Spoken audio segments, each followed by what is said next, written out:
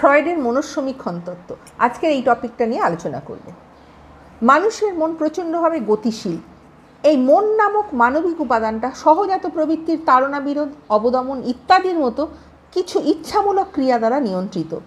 মনোবিদ্যায় সচেতন মনের ক্রিয়াকলাপ সম্পর্কে আলোচনার পাশাপাশি অবচেতন মনের ক্রিয়াকলাপ সেটাও কিন্তু আমাদের জানতে হবে। অবচেতন মনের অস্তিত্বে বিশ্বাসী মনোবিদরা মানুষের সমস্ত আচরণের নির্ধারক হিসাবে অবচেতন মনকে বিবেচনা করেছেন। মানসিক বিকারগ্রস্ত ব্যক্তিত্বের আচরণ এবং বৈশিষ্ট্য বিশ্লেষণের ফলে মনোবিদ্যার এক বিশেষ শাখা প্রতিষ্ঠিত হয়েছে, যাকে বর্তমানে বলা হচ্ছে মনঃসমীক্ষণবাদ।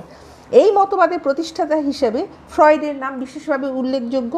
মানুষের আচরণের প্রকৃত স্বরূপ বিশ্লেষণে মনোবিদ্যার এই শাখা গুরুত্বপূর্ণ ভূমিকা গ্রহণ করেছে।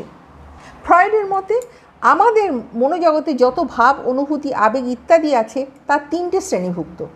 ফ্রয়েডের পূর্ব পর্যন্ত মনের অন্যান্য অংশের ক্রিয়া সম্পর্কে আমাদের বিজ্ঞানসম্মত ধারণা ছিল না।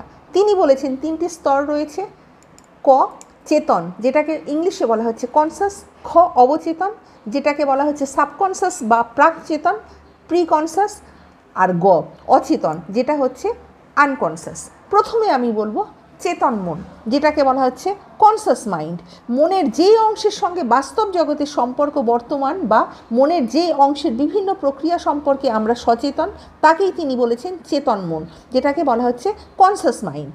যখন আমরা কোনো কাজ করি বা কোনো কিছু নিয়ে চিন্তা করি, কোনো কিছু উপলব্ধি করি, কোনো সিদ্ধান্ত গ্রহণ করি, সেই সময় আমাদের মনের এই অংশ কাজ করে, কনসাস মাইন্ডটা সেই সময় আমাদের কাজ করে। এইবারে আমি বলবো খ অবচেতন মন, যেটাকে বলা হচ্ছে সাবকনসাস মাইন্ড। খ অবচেতন মন, যেটাকে ইংলিশে বলা হচ্ছে সাবকনসাস মাইন্ড। এটা মনের সব থেকে বৃহত্তর অংশ। অবচেতন মনে অবস্থিত বিভিন্ন অভিজ্ঞতা ও অবচেতন মনের বিভিন্ন প্রক্রিয়া সম্পর্কে আমাদের কোনো ধারণাই থাকে না। এক কথায় আমাদের অবচেতন মনের দরজা হলো আমাদের সচেতন মন, যার মাধ্যমে আমাদের অর্জিত স্মৃতি, অভিজ্ঞতা আমাদের অবচেতন মনে সংরক্ষিত হতে শুরু করে। এই অবচেতন মনই কিন্তু মানুষের ব্যক্তিত্ব নির্ধারণ করে থাকে। চেতন মনের সাথে অবচেতন মনের পার্থক্য হলো চেতন মনকে আমরা নিয়ন্ত্রণ করতে পারলেও অবচেতন মনকে আমরা নিয়ন্ত্রণ করতে পারি না। অবচেতন মনই আমাদের নিয়ন্ত্রণ করে থাকে। সিগমুন্ড ফ্রয়েডের মতে মানুষের মনের 90% অবচেতন অবস্থায় থাকে এবং 10% চেতন অবস্থায় থাকে। এবারে বলবো গ, যেটা অচেতন মন, আনকনসাস মাইন্ড। মনের যে অংশটা আমাদের জাগ্রত চেতনার আড়ালে অথবা সরাসরি আমাদের নিয়ন্ত্রণের বাইরে, তাকে অচেতন মন বলা হয়।